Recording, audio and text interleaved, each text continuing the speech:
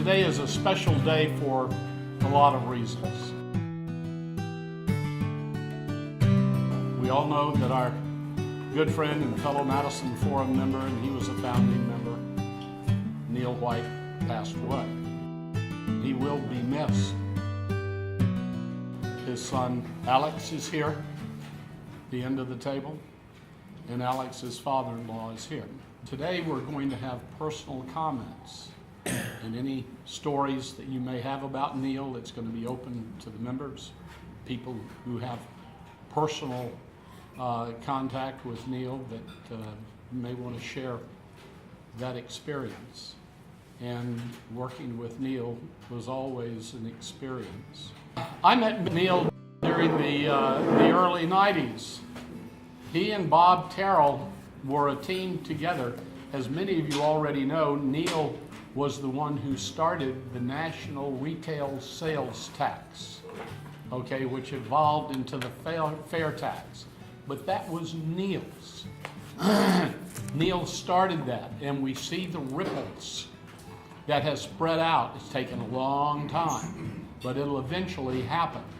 But we can credit Neal and his hard work with that. He and Bob Terrell, it was just a standard that they had when Newt Gingrich was our congressman. At every town hall meeting that Newt had, you could be assured that Neal White and Bob Terrell were going to talk about the national retail sales tax. And Newt knew it, and they asked him hard questions, they pressed him very hard, but Newt never shied away from it. He would always call on Neal first, or early. So he didn't run away from Neal. Of course, that wouldn't have done any good anyway. You couldn't run away from Neal and his intellect. And he was absolutely wonderful. When I ran for Congress, it's Phil Gingrey, I was honored to have Neal on my team. He was there giving close support and advice. A wonderful, wonderful man with a great heart, and his interest in good government and the Constitution was unfailing. And he had the intellect to back it up. So he has affected my life directly. And he's affected all of us indirectly. We get the national sales tax passed, the fair tax. It'll be quite a tribute to Neal, and we have his chair here this morning. Neal rarely missed a Madison Forum breakfast, even when it was great effort for him to come here with his walker. He still came, he didn't want any help, and he sat right there. So I don't think this is a meeting Neal would want to miss, and he's still here. So let me open it up to comments from Neal. If you have something to say, please stand up and say it. Introduce yourself. My name is Derek Grayson. Beyond that is really not that important. What's important now is Neal White. I met Neal just over 2 years ago. I spoke down in McDonough, Georgia. And afterwards, there was a meet and greet at Catherine Bernard's house. And I came in and I was just moving through the room, and Neal looked over to me and said, "You got a minute? I'd like to talk to you." And I sat down and we talked for about an hour. And after that hour of conversation, Neal called me about a week later and he said, "Young man, I want to help you get ready." And we traveled the state, all over the state. And this is a black trip. You know, they say if you want to get black people to show up on time, and tell them to be there at 8 for a 9 o'clock event. I'd have to tell Neal it starts at 10 because Neal always showed up 2 hours early. He was always on time. He always had my back. I wouldn't even be in this race 2016 if it weren't for Neal, because I was ready to give it up, because personally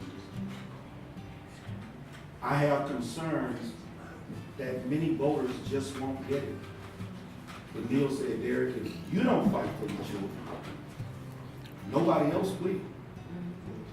And so Neal's dedication to seeing the fair tax coming to fruition, somebody that would actually go and do what they said they were going to do, all that faith that this one person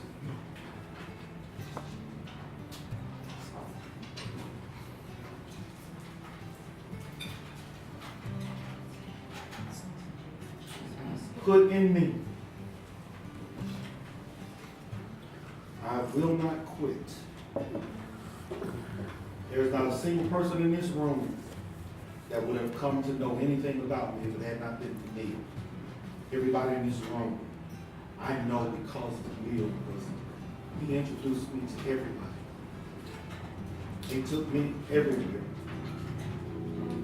Places that doors would have been closed, but were open because of him. I'm not his son. I'm not a relative. But he is the closest thing that I will ever have, that I've ever known when it comes to somebody being a friend and actually being there for you. He gave more than he got. Thank you.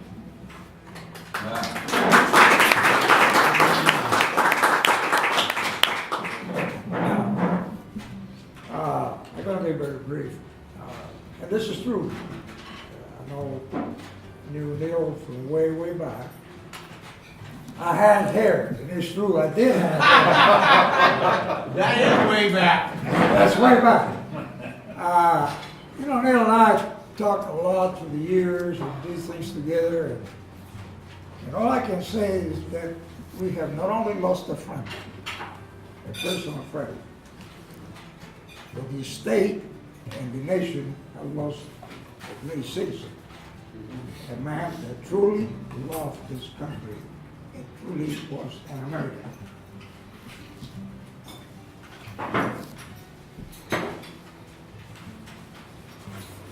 Yeah, my name's Conrad. My experience is similar to Michael's. I first met Neal in the early 90s. And Neal predates the fair tax. We worked together with PATS, which was the national sales tax there. And when I recall when Neal went up to Washington, he spent 5 years in Washington on his own nickel up there, trying to promote the sales tax or fair tax at the time. And when I came in, I turned to Michael here and I said, I'm really sorry to hear about Neal. I said, there's a man who put his money where his mouth was. And that sums it up for me, for Neal. He put his money where his mouth was. We've lost a great patriot.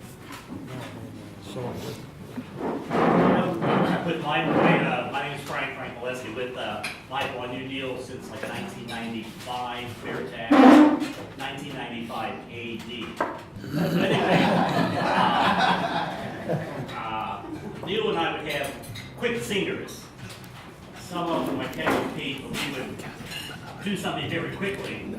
And if Neal was here today, I would come up to him. Usually sits out in front here after the meeting. And I would come up to Neal and say, hey Neal, did you hear the story about the midget who was a fortune teller? And the fortune teller was in jail and escaped.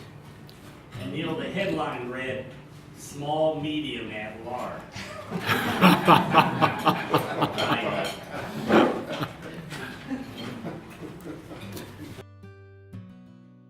Neal was a brilliant man, and he had a deep understanding of things and a rare wisdom to really comprehend them. And he's irreplaceable, and he certainly will be missed. We'll never find another Neal. I'm Jan Barton. I only knew Neal 6 years, but he was always a mentor to many of us, and his encouragement and his enthusiasm for freedom was constant, and he will be missed greatly. I had the good fortune to meet Neal in his work with the Go, the out of our house. I guess that was 2010 or 2011, and then he engaged with Michael's campaign here at the time. I'm James Strong. And I had many good conversations with Neal. We were morning partners on the phone oftentimes, and we both enjoyed history and spent a lot of time speaking of history. And you know, when I think of Neal, and by the way, Derek, I think he would argue the point for our son. So. But when I think about Neal, you know, I couldn't say a proper eulogy for Neal, but I could steal one from somebody who I know and respect. And I'll just take it from these great men to start it. That this nation conceived in liberty and dedicate the proposition that all men are created equal shall not perish from the earth. And I think that's probably exactly what Neal would hope for this nation. So, rest in peace. Hi, I'm Catherine Bernard, and I'm afraid I didn't even get to know Neal for 6 years. I've only known him for about 3, but it's really hard to imagine Georgia politics without Neal. Ever since I became involved, he has been a constant source of encouragement and inspiration, and as everyone has already mentioned, just one of the most brilliant and astute political minds that you really have the privilege to come across. There are so many different kinds of people in politics who bring so many different things to the table, but there are just not enough people like Neal. Neal was one of those people who had the intelligence, but also the kindness. He wanted to encourage everyone. He really stuck by his principles, not because he was trying to make a show of it for anybody, but because he genuinely believed that that was what was best for the country. I went to many different events with Neal. Derek recently reminded me that I had the privilege of being able to introduce them back in May of 2013.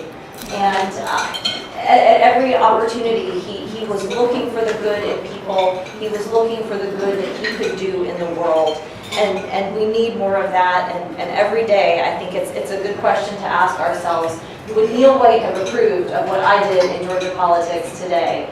And I think that the caliber of people gathered here in this room is a testament to that. You know, it was an honor to know Neal White, and we are all better off for having known him, and I think his influence will be felt for a very, very long time in Georgia and elsewhere. So thank you, Neal, for everything.